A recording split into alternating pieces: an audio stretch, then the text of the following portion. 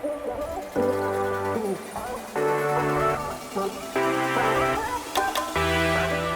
guys, Lane here from Maker's Lane. Have you guys been searching the internet and trying to find some gift ideas to make somebody? Well, today we're gonna make some lamps. Let's get started. Okay, so here's all the material I think I'm gonna need for this project. I got the light bulb, obviously. Then I have a power strip, a socket for the light bulb, on-off switch. I got some wood for the platform. This is what I'm gonna build the upright and arm for. I'm not gonna use any screws on this. I'm just gonna use dowel rods to connect it. Then we have the tools I'm gonna use to build this. I got my drill. I got 4 different drill bits for various parts of the project. And then I have my soldering iron. And then I have my chop saw that I'm gonna use to cut everything to length and size. And that should be it. That should be everything I need for this project. If you don't have a chop saw, you can use a circular saw. I mean, I guess you could even use a Sawzall, but this is a pretty easy project that you can make. I'm gonna add a little bit more customization to it. I have a laser engraver that I'm gonna use to engrave the bottom of it when I'm done. So yeah, let's get started.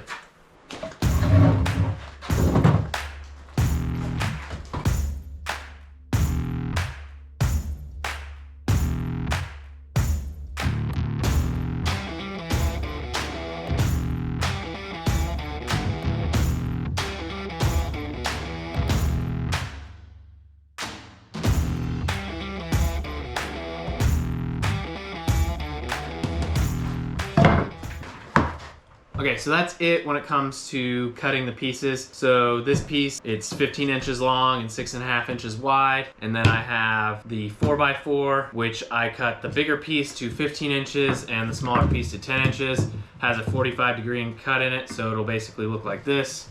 All together, it'll look like this, with obviously the light bulb hanging down here. So that's all the cuts you need. It's not really that complicated. Again, 15, 15, 10. This is a 4x4, it's a treated 4x4. You don't need to get a treated 4x4. Again, this is stuff that I had lying around that I just was gonna make it out of. You can obviously vary depending on what you want it to look like as far as dimensions go. But this is the size I'm gonna go with. The next step I'm gonna do, I'm going to go ahead and put this guy in here. I'm gonna use the Forstner bit to drill that hole. All the stuff that I used, other than the wood, will be linked in the description below. These are just bulbs I had lying around after putting all my lights in. Diameter of this is 1.5 inches, so obviously I got my 1.5 inch from Forstner bit. So I'm gonna drill that in there, and then I have this longer 5/8 drill bit that I'm gonna use to drill the hole down the center for the wires to connect to it. I'm going to then drill another hole through here that's 5/8. And then for the switch, I'm gonna have to drill a little bit bigger hole. I'm gonna actually put the switch on the back side here, so that way you can just reach over and turn it on and off. We'll get to that. It's a little bit more complicated. For right now, let's go ahead and drill the hole in here and get that taken care of.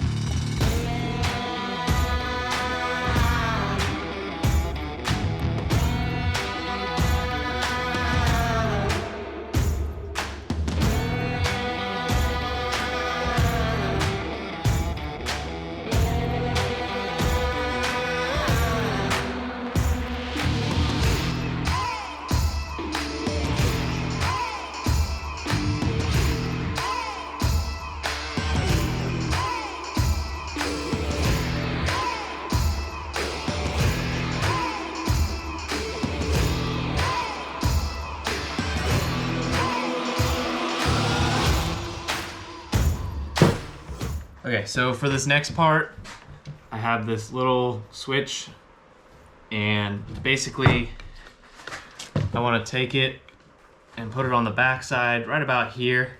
I just want the switch part to stick out so that way it just turns on and off. So I'm going to drill a hole that's the same size as this. So I'm going to use this drill bit to drill this little hole here all the way through, and then I'm going to use this drill bit. It's a little bit thicker, but it's about the same width as this so that it can sit in there, and then I will solder the wires to this, and then it'll be good to go.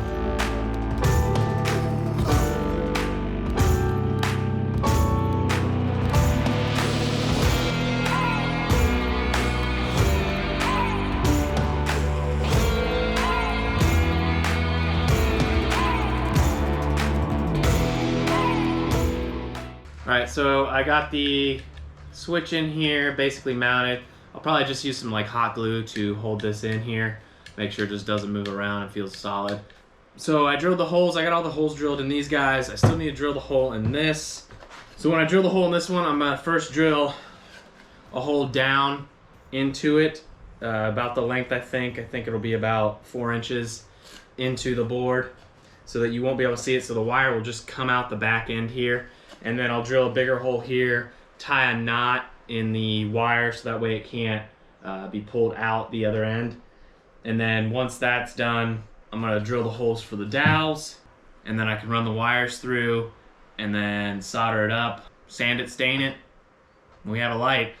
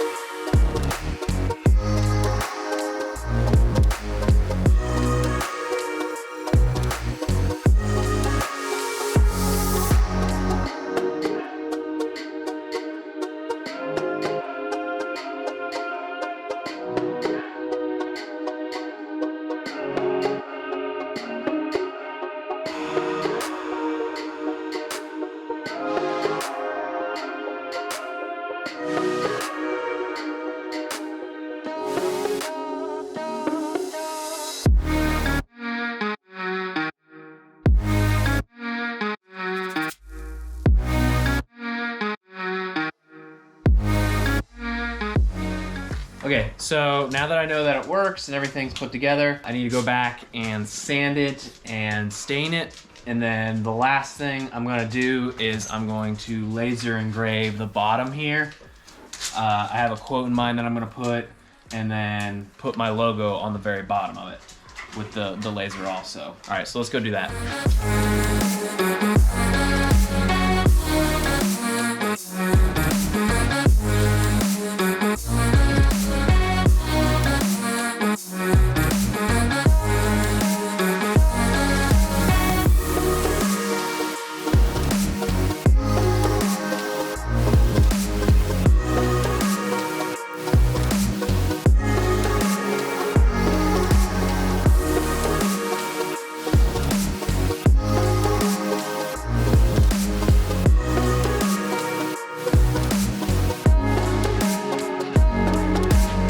Okay, so while the laser's doing its thing, figured I'd take this time to talk about the sponsor for this video. It's my actual first sponsor that I've had, and I really appreciate them reaching out and asking if I wanted to display their product. The company is called Starbond.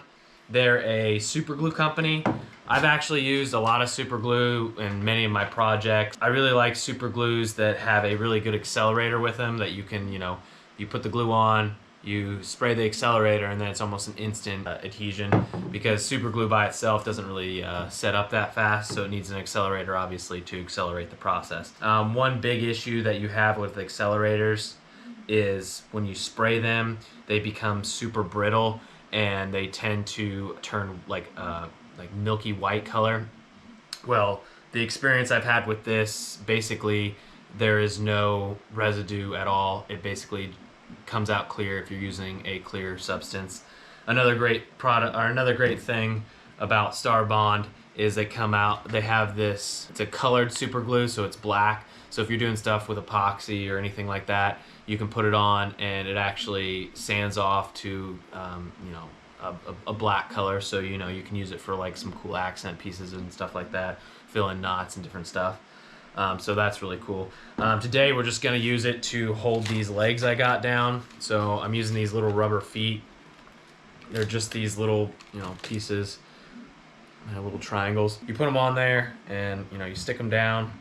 And even though the surface is clear, it still will come right back up. So I'm using the super glue to adhere it on there. All I do is I take the super glue, put a little bit on the item. That's all I do. And then I spray where I'm gonna put it. And press for about 3 seconds, putting some pressure on it, and boom, it's on there. And that baby is not coming off. So again, great material, Star Bond. If you guys are interested in getting some of the stuff, you can use my promo code. It's Maker's Lane. Just type that in when you go to checkout and they'll give you 10% off. So yeah.